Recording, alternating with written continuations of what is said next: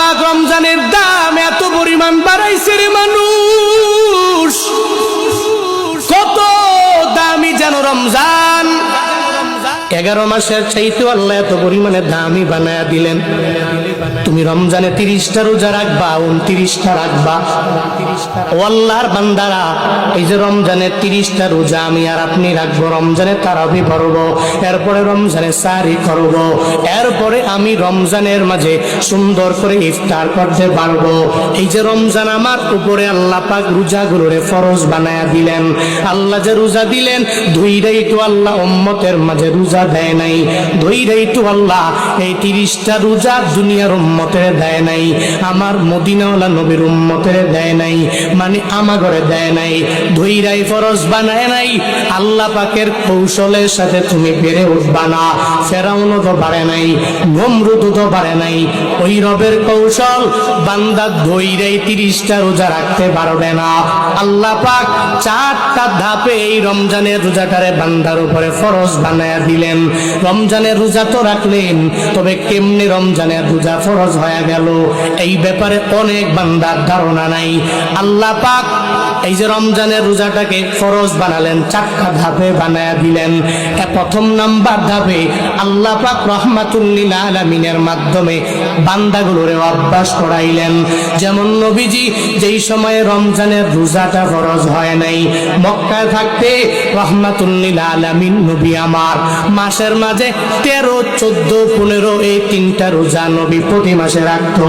আব্দুল্লাহ ইবনে মাসউদ রাদিয়াল্লাহু তাআলা আনহু বর্ণনা, তিনি বলেন রাহমাতুল লিল আলামিন নবী আমার কানান নবিয়্যু সাল্লাল্লাহু আলাইহি ওয়াসাল্লাম ইয়াসুমু সালাসাতা আইয়ামিন মিন কুল্লি শাহর। রাহমাতুল লিল আলামিন নবী আমার মাসের মাঝে এই 13, 14, 15 এই 3 দিন নবী আমার রোজা রাখলেন।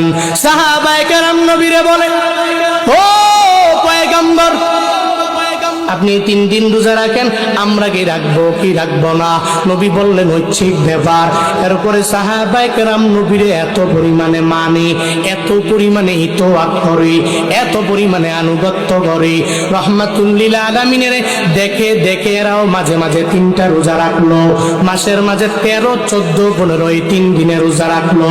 আল্লাহ পাক প্রথম নবীর মাধ্যমে বান্দাগুলোরে অভ্যাস করে জানায়া দিলেন, ও বান্দারা, প্রথম নাম্বারে আমি আল্লাহ ফরজ বানাইলাম না, এটাকে সুন্নত বানালাম না, এটাকে ওয়াজিব বানালাম না।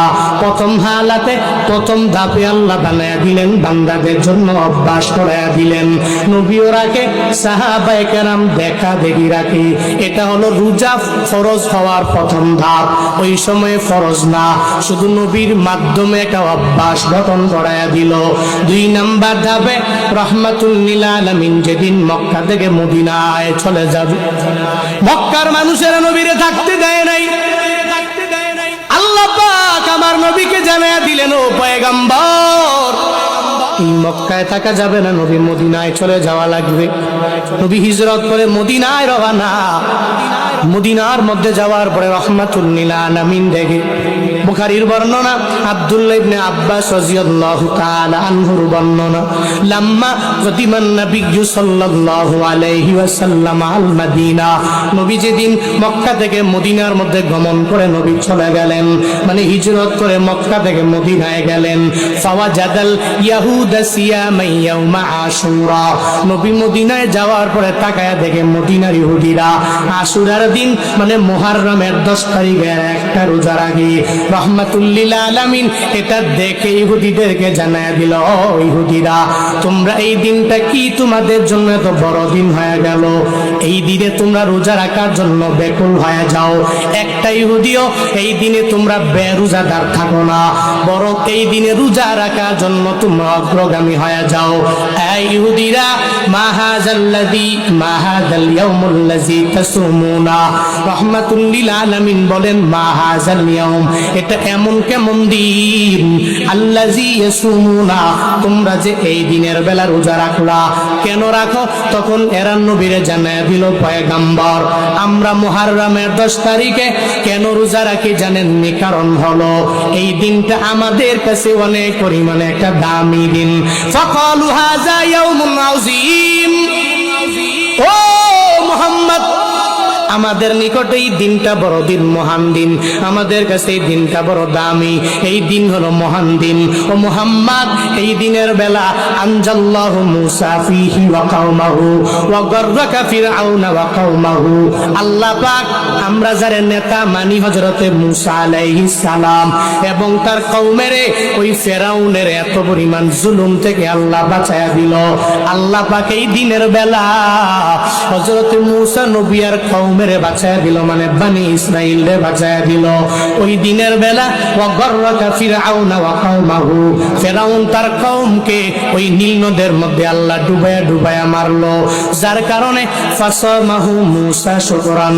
আমাদের নেতা হযরতে মূসা নবী পরিপূর্ণভাবে এই দিনে রোজা রাখার জন্য মনস্থির করে ফেললেন। মূসা পয়গম্বর মৃত্যু পর্যন্ত মুহররমের 10 তারিখে রোজা রাখলো, যার কারণে ফানাহনু নাসুমুহু, আমরাও এই দিনের বেলা রোজা রাখার জন্য ব্যাকুল হয়ে গেলাম। মদিনাওয়ালা নবী জানায়া দেয়, হে ইহুদিরা শুনে নাও, ফানাহনু আহাক্কু আউলা বিমূসা মিনকুম, এই দিনের বেলা রোজা রাখার ব্যাপারে তোমাদের চাইতেও আমি নবী আরো অগ্রগামী। কারণ তোমরা যদিও না রাখো, আমি নবী রাখা লাগবে, কারণ মূসা নবীর ব্যাপারে আমরা তো অগ্রগামী তোমাদের চাইতেও। ইহুদিরা মূসা নবীর কিছু মানে, আবার কিছু মানে না, কিন্তু আমার পয়গম্বর তিনি তো হযরতে মূসা নবীর উত্তরসূরি হওয়ার কারণে উনি মূসা নবীরে ভালো করে মানবে। ইহুদিরা কিছু মানে, কিছু মানতে রাজি হয় না, কিন্তু রাহমাতুল লিল আলামিন জানায়া দিলেন, ও সাহাবায়ে কেরাম, এরা ইহুদিরা যদি একটা রোজা রাখতে পারে, তো আমরা কেন মূসা নবীর উত্তরসূরি হইয়া আমরা কেন একটা রোজা রাখতে পারবো না? অতঃপর ফাসামাহু রাসূলুল্লাহ সাল্লাল্লাহু আলাইহি ওয়াসাল্লাম নবী মুহররমের 10-এ একটা রোজা রাখলেন। ও আমারা বিসিয়ামি, এরপরে রোজা রাখার জন্য সাহাবায়ে কেরামের আদেশ দিয়ে দিলেন।